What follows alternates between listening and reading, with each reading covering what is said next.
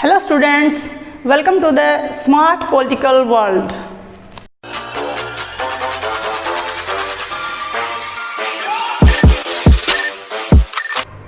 Dear students, आज की अपनी वीडियो में हम चर्चा करेंगे प्रधानमंत्री के बारे में, प्राइम मिनिस्टर ऑफ इंडिया के बारे में। आपको पता है कि संवैधानिक स्थिति के अनुसार यदि हम विचार करें तो प्रथम पद राष्ट्रपति का होता है, लेकिन राष्ट्रपति तो केवल एक संवैधानिक मुखिया होता है, नाम मात्र का मुखिया होता है।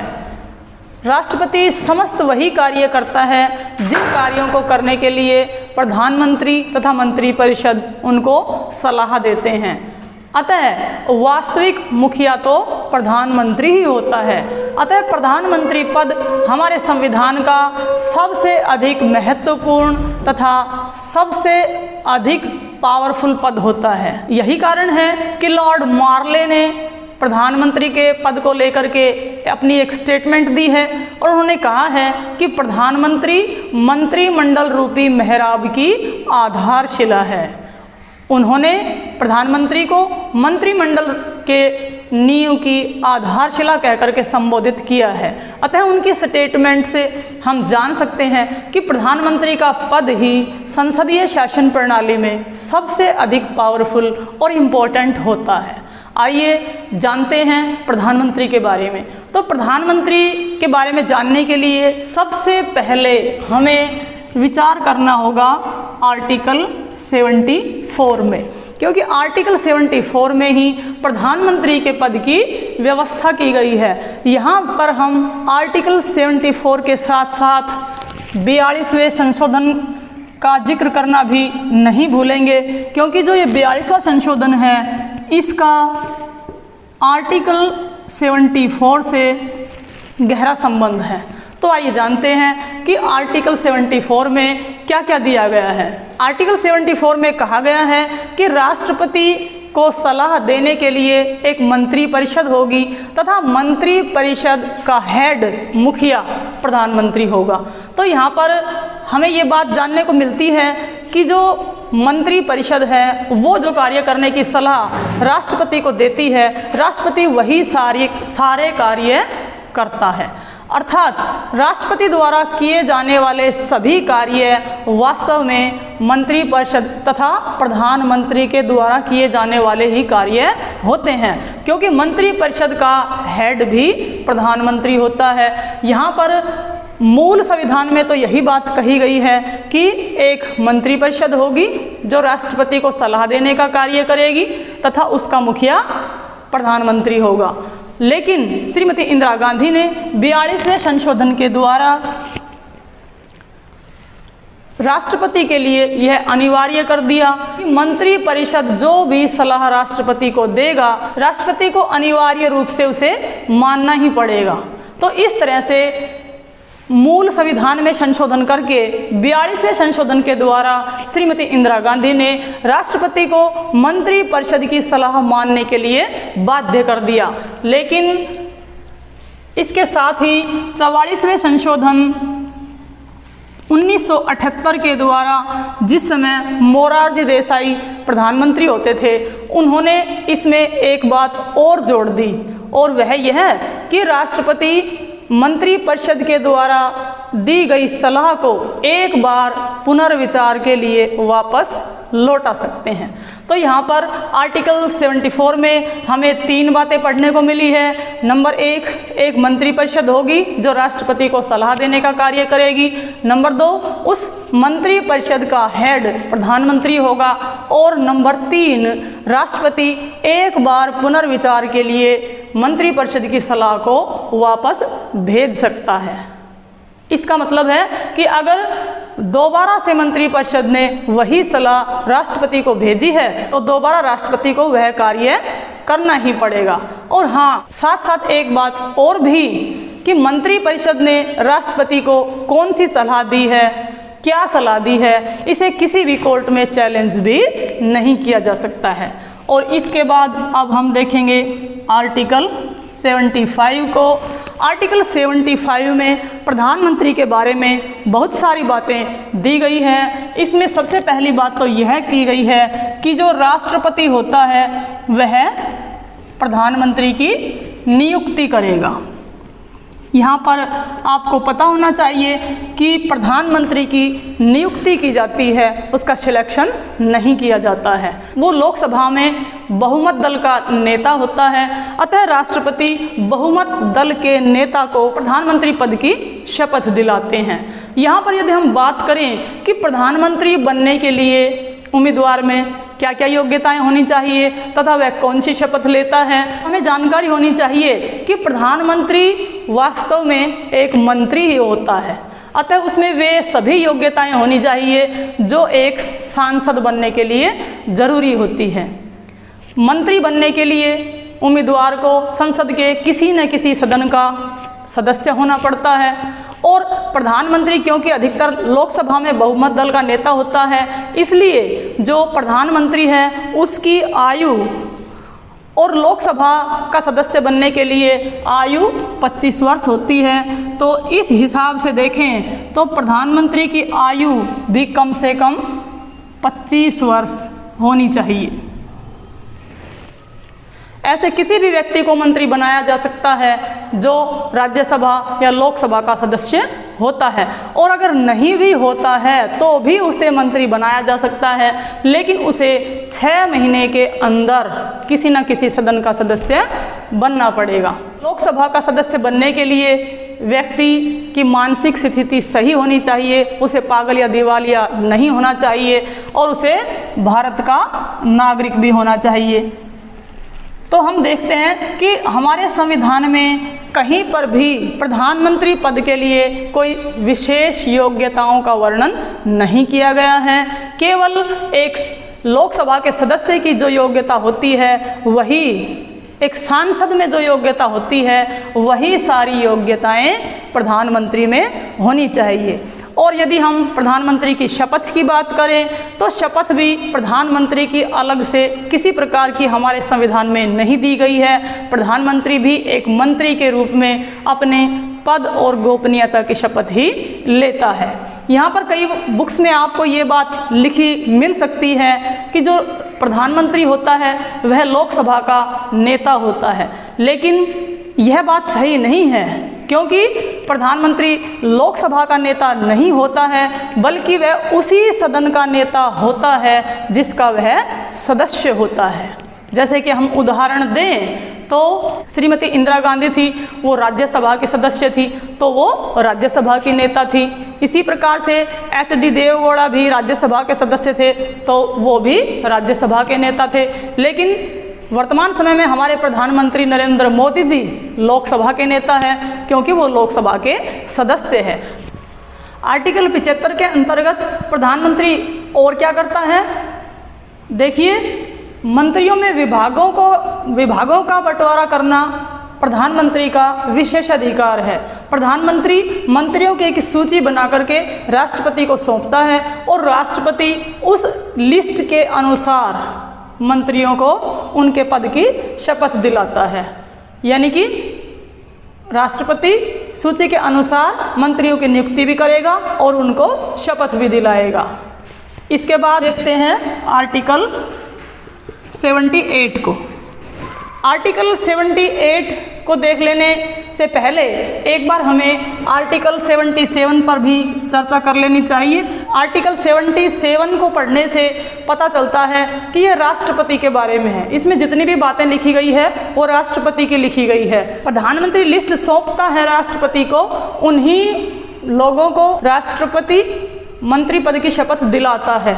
लेकिन विभागों का बंटवारा करना तो हालांकि प्रधानमंत्री का कार्य है, लेकिन विभागों के लिए जो रूल्स बनाने का कार्य है, जो allocation for the business rules है, वो रूल्स बनाने का जो विशेष अधिकार है वो राष्ट्रपति का है। अतः ये बातें आर्टिकल 77 में स्पष्ट की गई है। अब देखते हैं आर्टिकल 78 को। आर्टिकल 78 में क्या दिया है, इसमें राष्ट्रपति और प्रधानमंत्री दोनों के बारे में संबंधों की चर्चा की गई है। यहाँ पर एक क्वेश्चन भी बन जाता है कि वह कौन सा भारतीय संविधान का कौन सा आर्टिकल है जिसमें राष्ट्रपति और प्रधानमंत्री के संबंधों का जिक्र किया गया है। तो वो कौन सा आर्टिकल है? आर्टिकल 78 है। आर्टिकल 78 के अंतर्गत राष्ट्रपति प्रधानमंत्री से कोई भी जानकारी मांग सकता है, कोई भी सूचना मांग सकता है, और इसमें प्रधानमंत्री के द्वारा कौन कौन से दायित्वों का, कौन कौन से कर्तव्यों का वहन किया जाता है, ये सब चर्चा की गई है। तो इसमें मुख्य रूप से 3 बातें हैं, 3 कार्य दिए गए हैं राष्ट्रपति के। सबसे पहला तो कार्य यह है, प्रधानमंत्री प्रशासनिक जानकारी राष्ट्रपति को उपलब्ध करवाता है। सेकंड कार्य यह है, विधि निर्माण संबंधी जानकारी यदि राष्ट्रपति प्रधानमंत्री से मांगना चाहे तो प्रधानमंत्री का ये कर्तव्य बनता है कि वो सारी जानकारी राष्ट्रपति को उपलब्ध करवाए। और इसमें तीसरा पॉइंट कौन सा है, यदि राष्ट्रपति प्रधानमंत्री को किसी भी समय ये कहे कि इस विषय पर मंत्रिपरिषद में चर्चा करवाइए तो प्रधानमंत्री उसी विषय पर मंत्रिपरिषद में चर्चा करवाता है। ये आर्टिकल 78 में सारी बातें स्पष्ट की गई है। इसके पश्चात हम जिक्र करेंगे आर्टिकल 352 का।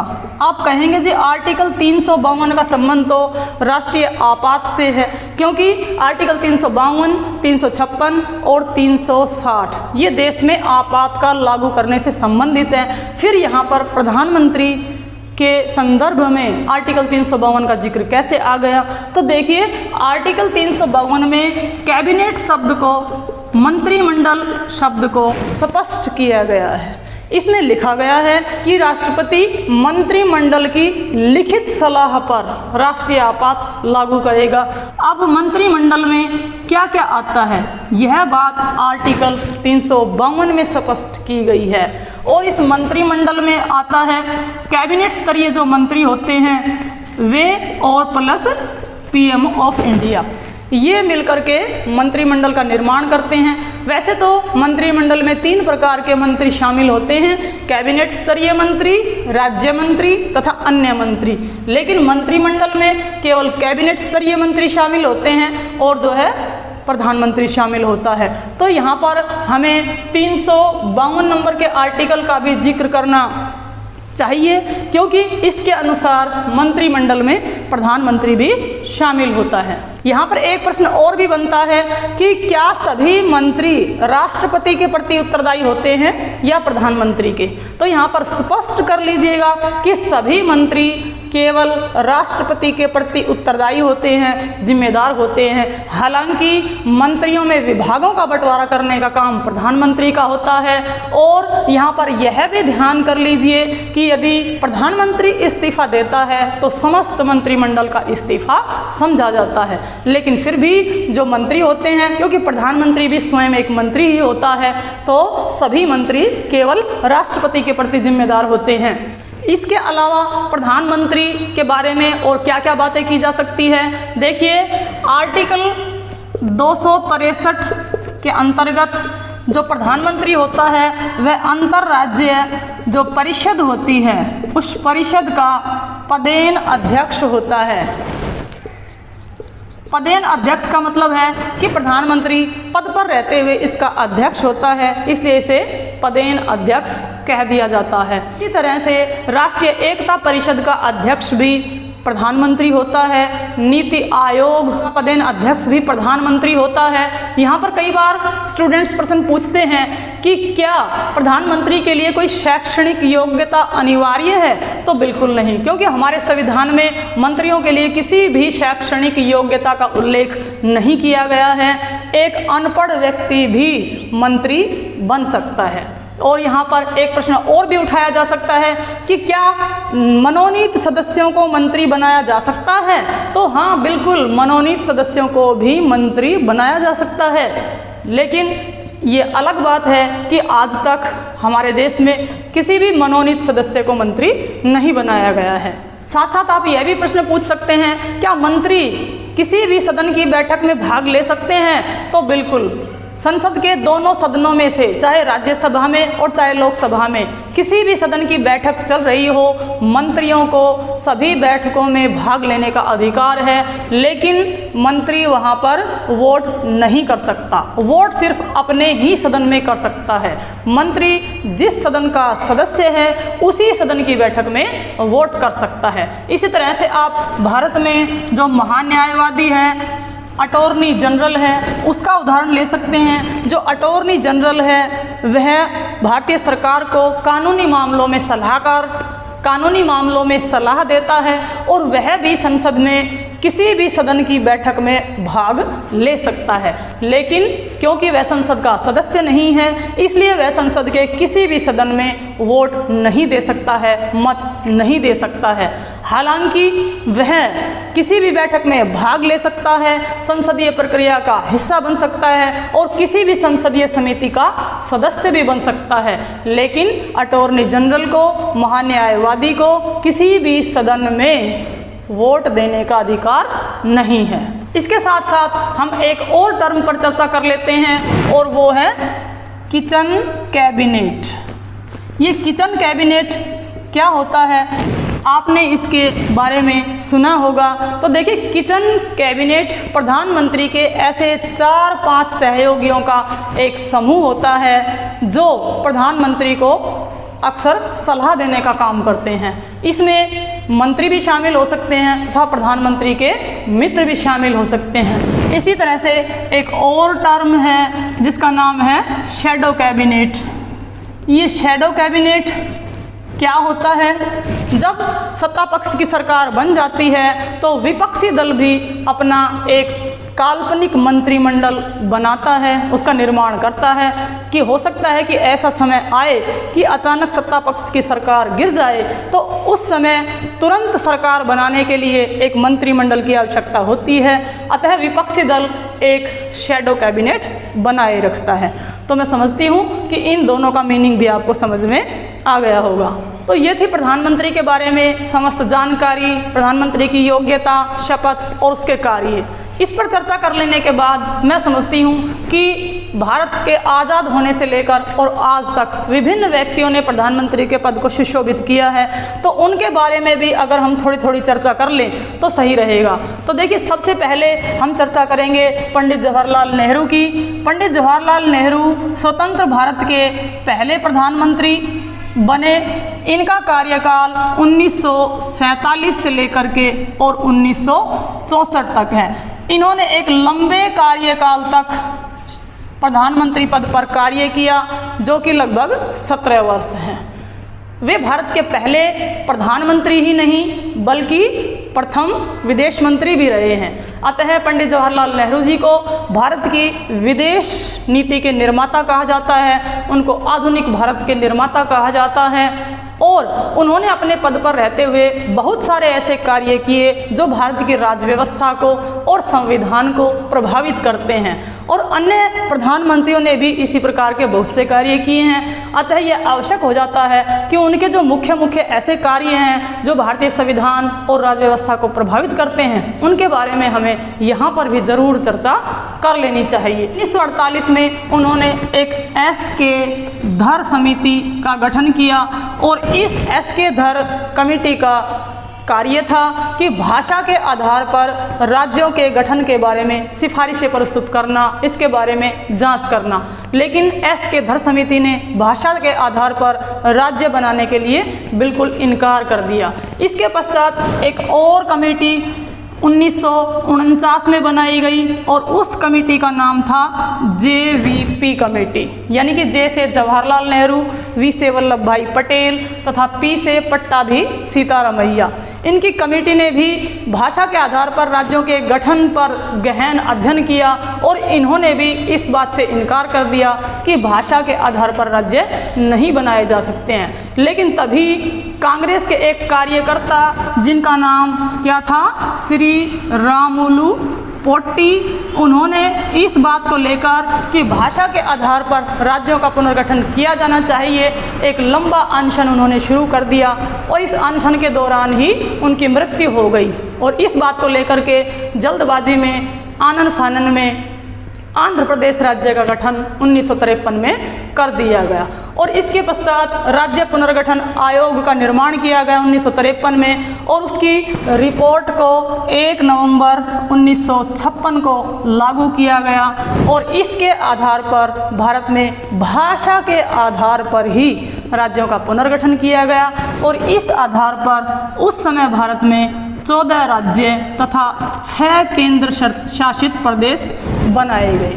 तो इस प्रकार से इस कमेटी में भी नेहरू जी का महत्वपूर्ण हाथ था। इसके अलावा आर्टिकल 340 के अंतर्गत काका कालेलकर आयोग का गठन किया गया और इस आयोग का कार्य जो अदर बैकवर्ड क्लासेस हैं, बैकवर्ड क्लासेस यानी कि पिछड़ा वर्ग है, उस वर्ग के बारे में जांच करना था, उनको आरक्षण देने के बारे में जांच करना था। तो ये कमेटी भी जो है, ये आयोग भी जो है पंडित जवाहरलाल नेहरू ने गठित किया। उन्होंने देश में IIT, IIM तथा एम्स का निर्माण किया। यही कारण है कि उनको आधुनिक भारत के निर्माता कहा जाता है। इसी प्रकार से भाखड़ा नांगल डैम जो प्रोजेक्ट था, उनके जन्मदाता भी पंडित जवाहरलाल नेहरू थे। उन्होंने इस बांध परियोजना को आधुनिक भारत के मंदिर कहकर के संबोधित किया था। 1948 में ही पंडित जवाहरलाल नेहरू ने एक प्रधानमंत्री राहत कोष की स्थापना की, जिसमें पाकिस्तान से जो शरणार्थी आने वाले थे उनको सेटल करने के लिए कार्य चलाना था। इसी प्रकार से उन्होंने 1958 में पाक के जो राष्ट्रपति हैं उनके साथ एक समझौता किया और बेरूबाड़ी नामक स्थान को उन्होंने पाकिस्तान को सौंप दिया। 27 मई 1964 को उनका निधन हो गया। इस प्रकार से पंडित जवाहरलाल नेहरू ने एक लंबा कार्यकाल प्रधानमंत्री पद को दिया है और उन्होंने बहुत सारे ऐसे महत्वपूर्ण कार्य भी संपन्न किए हैं। इसके बाद देखिए कार्यवाहक प्रधानमंत्री, एक नया शब्द सामने आया, कार्यवाहक प्रधानमंत्री। जब नेहरू जी का 27 मई 1964 को निधन हो गया तो तुरंत उनके पद पर कार्य करने के लिए किस व्यक्ति को ये जिम्मेदारी दी जाए, इस बात पर कांग्रेस में जब सहमति नहीं बनी तो फिर गुलजारी लाल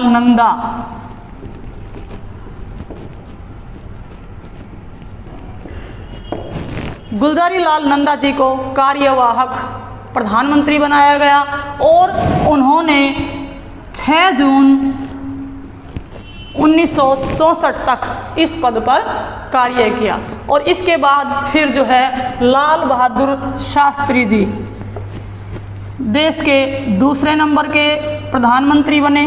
लाल बहादुर शास्त्री पेशे से एक किसान थे। वो बहुत ही सरल स्वभाव के व्यक्ति थे, लेकिन वो एक बहुत ही समझदार व्यक्ति थे। उनके शासनकाल में भी बहुत से ऐसे कार्य किए गए जिनका हमारे संविधान पर प्रभाव पड़ता है। लाल बहादुर शास्त्री जी का कार्यकाल 1964 से लेकर के 1966 तक समझा जाता है। 1965 में उन्हीं के कार्यकाल में पाकिस्तान के साथ एक और युद्ध हुआ, जो कि ताशकंद समझौते के द्वारा जिसका समाधान किया गया। इसके अलावा उन्होंने जय जवान जय किसान का नारा दिया। तो हरित क्रांति का जनक भी उन्हें ही माना जाता है, इसका श्रेय भी उन्हीं को दिया जाता है। राजभाषा अधिनियम जो कि 1963 में बनाया गया था, इसको उन्होंने 1965 में लागू किया। लेकिन ताशकंद समझौता जो कि तत्कालीन रशिया में हुआ था, उसी के दौरान लाल बहादुर शास्त्री जी का निधन हो गया। यहाँ पर आपको यह बात ध्यान रखनी है कि भारत के एकमात्र प्रधानमंत्री जिनका निधन विदेशी धरती पर हुआ तो वो कौन थे?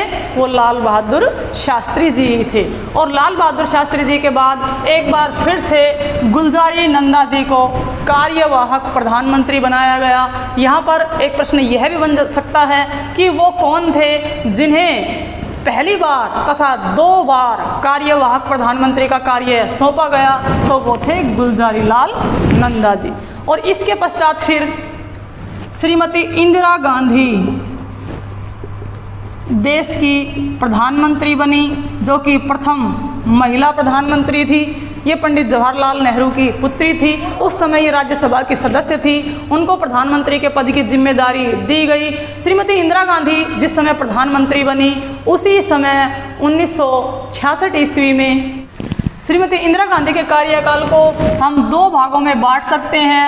एक तो 1966 से 1977 तक और दूसरा 1980 से लेकर के 1984 तक।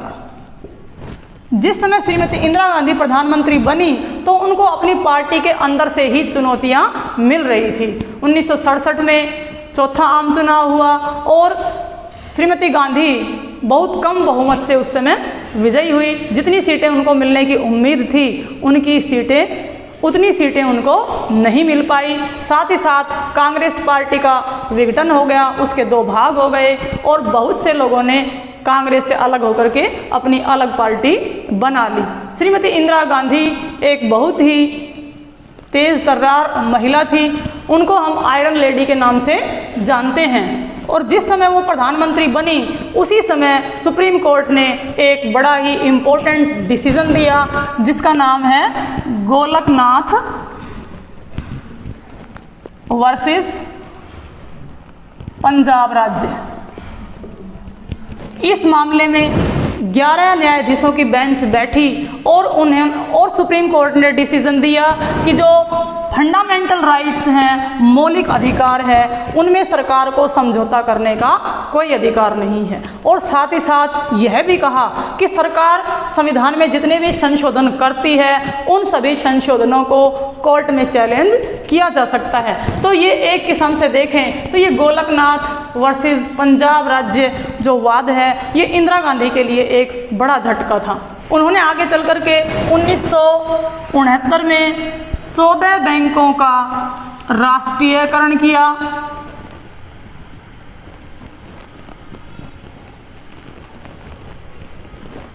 लेकिन इसे भी बाद में अवैध घोषित कर दिया गया। बाद में एक और वाद सामने आया जिस वाद का नाम था रुस्तम कवासजी वर्सेस भारत संघ। और इस वाद में 14 राज्यों के राष्ट्रीयकरण को अवैध करार दिया गया। इसी तरह से बाद में श्रीमती इंदिरा गांधी ने जो राजाओं के प्रीवी पर्स समाप्त कर दिए उनको भी बाद में अवैध घोषित किया। और इसके बाद तो श्रीमती इंदिरा गांधी ने संशोधनों की जैसे झड़ी ही लगा दी। उन्होंने बहुत सारे संशोधन उस समय भारतीय संविधान में किए, जैसे कि विश्व संशोधन था उसके अंतर्गत आर्टिकल 368 में जिसमें संशोधन करने की प्रक्रिया दी गई है उसमें श्रीमती इंदिरा गांधी ने संशोधनों पर हस्ताक्षर करना राष्ट्रपति के लिए अनिवार्य बना दिया। इसी प्रकार से जो 25वां संशोधन किया गया इसके अंदर मौलिक अधिकारों के ऊपर जो राज्य के नीति निर्देशक सिद्धांत हैं उनको वरीयता दी गई, प्राथमिकता दी गई। और जो 26वां संवैधानिक संशोधन है उसके अंदर राजाओं की उपाधियों को समाप्त कर दिया गया। 5वां आम चुनाव जो कि 1972 में होना था, श्रीमती इंदिरा गांधी ने उसे 1971 में यानी कि 4 साल के अंदर ही आयोजित करवा लिया। लेकिन इस चुनाव के अंतर्गत श्रीमती गांधी ने गरीबी हटाओ का नारा दिया और इस नारे से वो बहुत लोकप्रिय बन गई और 1971 के आम चुनाव में भारी बहुमत से वो विजयी हुई। लेकिन 1971 में ही चकमा शरणार्थियों की समस्या को लेकर के पाकिस्तान के साथ हमारा एक और युद्ध हुआ और इस युद्ध में पाकिस्तान की बुरी तरह से हार हुई और 1971 में बांग्लादेश नामक एक नया देश विश्व के मानचित्र पर उभर कर आया। तो इसका क्रेडिट श्रीमती इंदिरा गांधी जी को जाता है। उस समय बांग्लादेश के जो राष्ट्रपति शेख मुजीबुर रहमान जी थे उनके साथ इंदिरा गांधी जी का समझौता हुआ कि वहाँ पर बाउंड्री पे कुछ गाँवों की अदला बदली करनी थी। कुछ गांव बांग्लादेश को सौंपने थे तथा कुछ भारत को सौंपने थे। लेकिन किसी तरह से यह समझौता सिरे नहीं चढ़ सका और यह समझौता पूरा नहीं हुआ क्योंकि शेख मुजीबुर रहमान की परिवार सहित बांग्लादेश जो इस समझौते से बिल्कुल खुश नहीं थे उन्होंने उनकी हत्या कर दी। तो इस तरह से जो समझौता था वो पूरा नहीं हो सका। 35वां संविधान जो संशोधन था उसके अंदर जो सिक्किम है उसे भारत में राज्य बनाया गया और 36वें संशोधन के द्वारा इस राज्य को एक संवैधानिक दर्जा प्रदान किया। लेकिन 25 जून 1975 को श्रीमती इंदिरा गांधी ने एक कदम और आगे बढ़ाते हुए देश में राष्ट्रीय आपातकाल लागू कर दिया और 1976 में अगले चुनाव होने थे, 6ठी लोकसभा के चुनाव होने थे, लेकिन श्रीमती गांधी ने इसी दौरान एक संशोधन पास किया, एक संशोधन पारित किया, 42वां संशोधन 1976। और इस संशोधन के अंदर हमारे संविधान में तकरीबन 100 बदलाव किए गए। इसलिए इस 42वें संशोधन को एक लघु संविधान भी कहा जाता है और साथ ही साथ इसे इंदिरा संविधान भी कहा जाता है। और इस संशोधन के अंतर्गत लोकसभा के जो चुनाव है, जो कार्यकाल है, उसको 5 वर्ष से बढ़ाकर कितना कर दिया, 6 वर्ष कर दिया गया।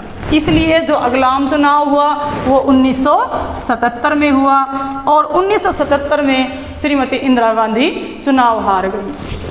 इसके बाद 1977 में एक नई सरकार बनी और अगले प्रधानमंत्री कौन बने, श्री मोरारजी देसाई। ये पहले ऐसे प्रधानमंत्री थे जो कि गैर कांग्रेसी थे। साथ ही सेंट्रल लेवल पर पहली बार एक गठबंधन सरकार बनाई गई। इन्होंने आते ही सबसे पहले तो 1978 में एक और संशोधन पारित किया जो कि था 44वां संशोधन। और इस संशोधन के अंतर्गत 42वें संशोधन में जितनी भी गलतियां की गई थी उन सब गलतियों को सुधारा गया। इन्होंने पंचायती राज व्यवस्था में सुधार करने के लिए एक कमेटी का गठन किया और उस कमेटी का नाम था अशोक मेहता कमेटी, ताकि पंचायती राज व्यवस्था में ये कमेटी अपने कुछ सुझाव प्रस्तुत कर सकें जिससे पंचायती राज व्यवस्था में सुधार किया जा सके। इसी समय श्री अटल बिहारी वाजपेयी को विदेश मंत्री का पद दिया गया और वो पहले ऐसे व्यक्ति बने, उन्होंने यूएनओ में जाकर के पहली बार हिंदी में भाषण दिया। ये अपने आप में एक विशेष बात है। लेकिन इनके बाद इनकी पार्टी में थोड़ी सी अनबन हो गई और चौधरी चरण सिंह जी को प्रधानमंत्री बनाया गया।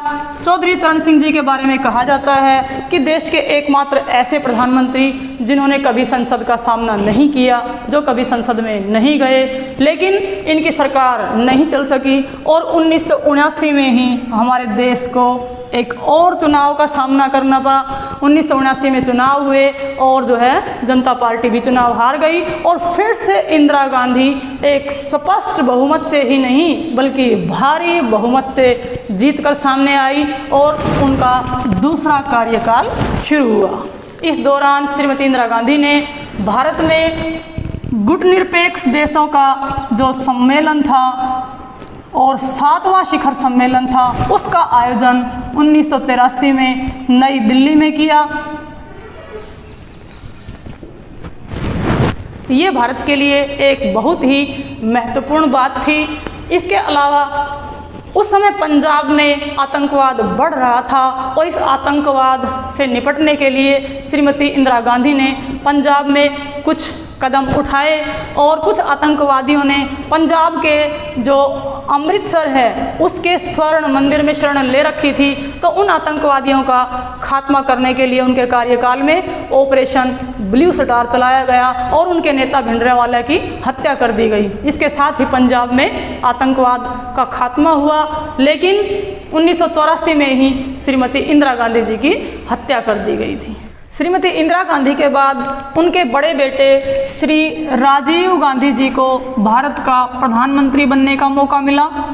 श्री राजीव गांधी जी अब तक जितने भी प्रधानमंत्री बने थे उन सब से युवा थे। उनको मिस्टर क्लीन के नाम से जाना जाता था। उनका कार्यकाल 1984 से 1989 तक रहा। उन्होंने प्रधानमंत्री बनने के बाद सबसे पहले 1984 में ही सिख दंगों की जांच के लिए नानावटी आयोग का गठन किया।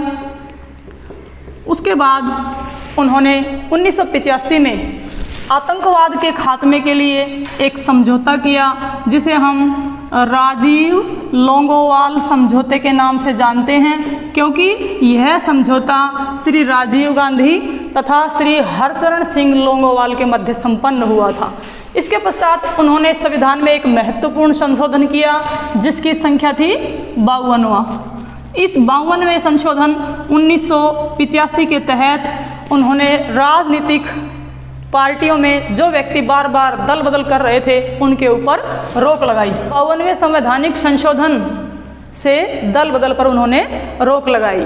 इसके पश्चात उन्होंने संविधान में एक 10वीं अनुसूची भी जोड़ी तथा इससे जो है अनुसूचियों की संख्या बढ़ गई।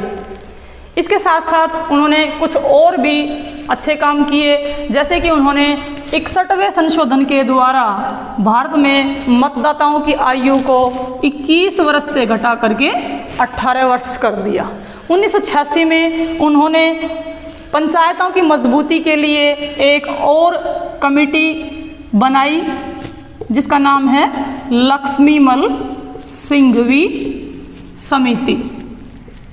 इस समिति ने जो म्यूनिसिपैलिटीज़ हैं उनको संवैधानिक दर्जा देने की मांग की। यही कारण है कि श्री राजीव गांधी को आधुनिक पंचायतों का जनक भी कहा जाता है। कहा जाता है कि उनके शासनकाल में यही एक कमी रह गई थी कि उन्होंने जो है बोफोर्स तोप घोटाले का आरोप उनके ऊपर लगाया गया, तो ये उनके शासनकाल का एक माइनस पॉइंट था।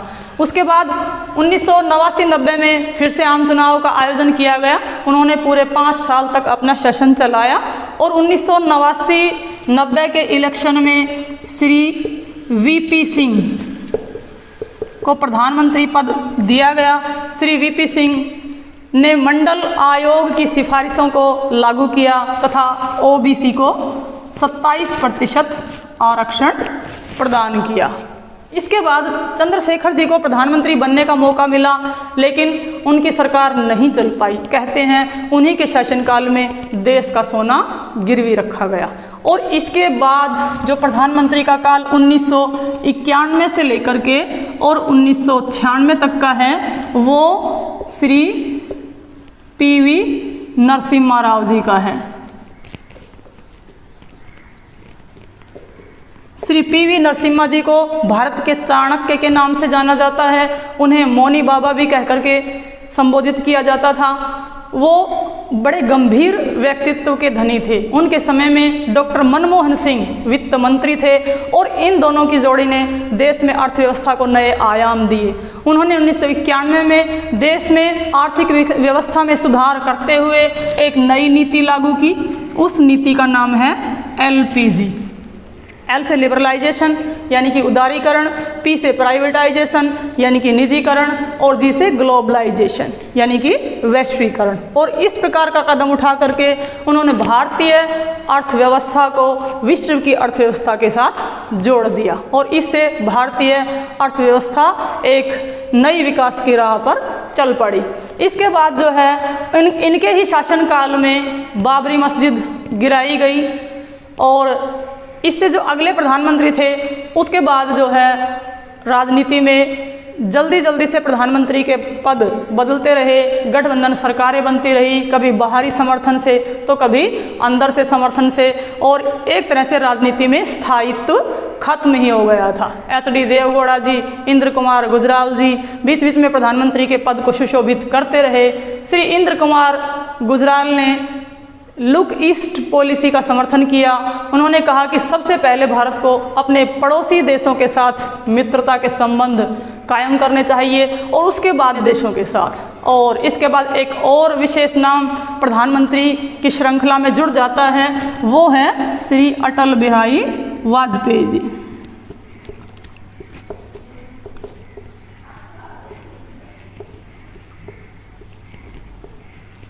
श्री अटल बिहारी वाजपेयी जी पहली बार तो केवल 13 दिन के लिए प्रधानमंत्री बने क्योंकि वो बहुमत साबित नहीं कर पाए और उन्होंने त्यागपत्र दे दिया। उसके बाद 1998 में जब चुनाव हुए तो उसमें फिर से बीजेपी पार्टी को समर्थन मिला, लेकिन उस समय भी वो थोड़े समय के लिए ही प्रधानमंत्री बन पाए और उस समय के दौरान उन्होंने 5 परमाणु परीक्षण करके विश्व को चौंका दिया, क्योंकि प्रथम परमाणु परीक्षण तो श्रीमती इंदिरा गांधी ने किया था और दूसरा परमाणु परीक्षण श्री अटल बिहारी वाजपेयी के समय में किया गया।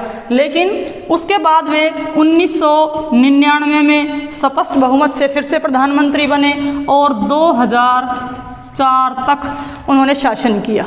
उन्होंने अगले चुनाव अपने कार्यकाल में 6 महीने पहले ही करवा लिए, क्योंकि उन्होंने शाइनिंग इंडिया का नारा दिया था और उन्हें बहुत कॉन्फिडेंस था कि अगली बार भी उन्हीं की सरकार बनेगी। अटल बिहारी वाजपेयी ने सन 2000 में संविधान की समीक्षा करवाने के लिए एक आयोग का गठन किया।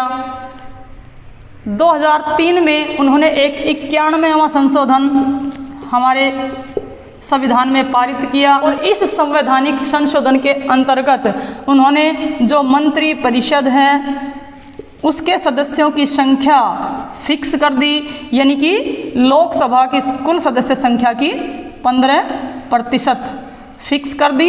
इसके अलावा उन्होंने दल बदल पर भी रोक लगाई।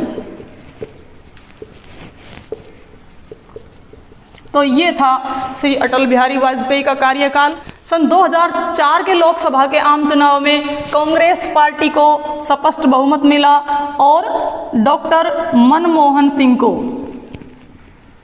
प्रधानमंत्री का पद दिया गया।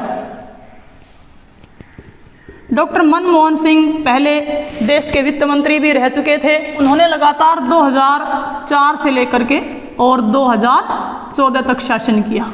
उनके शासनकाल में बहुत ही महत्वपूर्ण निर्णय लिए गए, जैसे कि सूचना का अधिकार, राइट टू इंफॉर्मेशन, यह एक्ट सन 2005 में पारित किया गया। एक बहुत ही महत्वपूर्ण योजना उनके शासनकाल में और चलाई गई जिसका नाम है नरेगा, लेकिन बाद में उसे महात्मा गांधी के जन्म दिवस के साथ जोड़ते हुए उसका नाम मनरेगा कर दिया गया। महात्मा गांधी और नरेगा योजना जो कि फरवरी 2006 में चलाई गई। जो 2006 में ही उन्होंने महिलाओं के खिलाफ हिंसा के विरुद्ध एक कानून भी पारित किया गया और इस प्रकार से उनके शासनकाल में कई महत्वपूर्ण डिसीजन लिए गए। और उसके बाद तो आपको याद होगा ही, सन 2014 में जब इलेक्शन हुए तो इसमें कांग्रेस की पराजय हुई तथा बीजेपी पार्टी को स्पष्ट बहुमत मिला और प्रधानमंत्री बने श्री नरेंद्र मोदी जी। श्री नरेंद्र मोदी जी ने सबसे पहले जो बांग्लादेश के साथ गांव की अदला बदली की जानी थी वो समझौता बांग्लादेश के साथ संपन्न किया तथा कुछ गांवों की अदला बदली की। उनके शासनकाल में 101वां, 102वां और 103वां संशोधन पारित किया गया।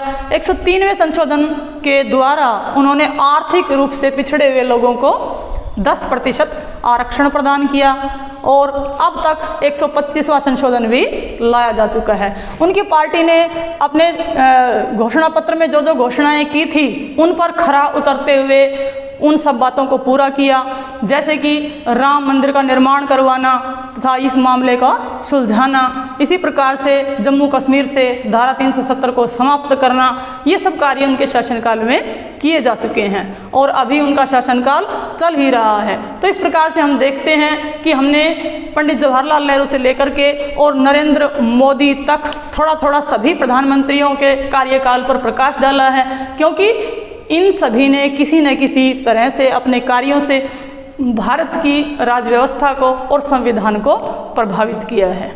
तो ये था हमारा प्रधानमंत्री का टॉपिक। अगर आपको डियर स्टूडेंट्स, अगर आपको कहीं पर भी ऐसा लगता है कि कोई पॉइंट आपका क्लियर नहीं हुआ है तो आप कमेंट सेक्शन में जाइए और कमेंट करके आप अपना क्वेश्चन, अपनी कोई भी क्वेरीज वहाँ पर बता सकते हैं। हम कमेंट सेक्शन में हर एक कमेंट को ध्यान से पढ़ते हैं और उनका रिप्लाई भी करने की कोशिश करते हैं।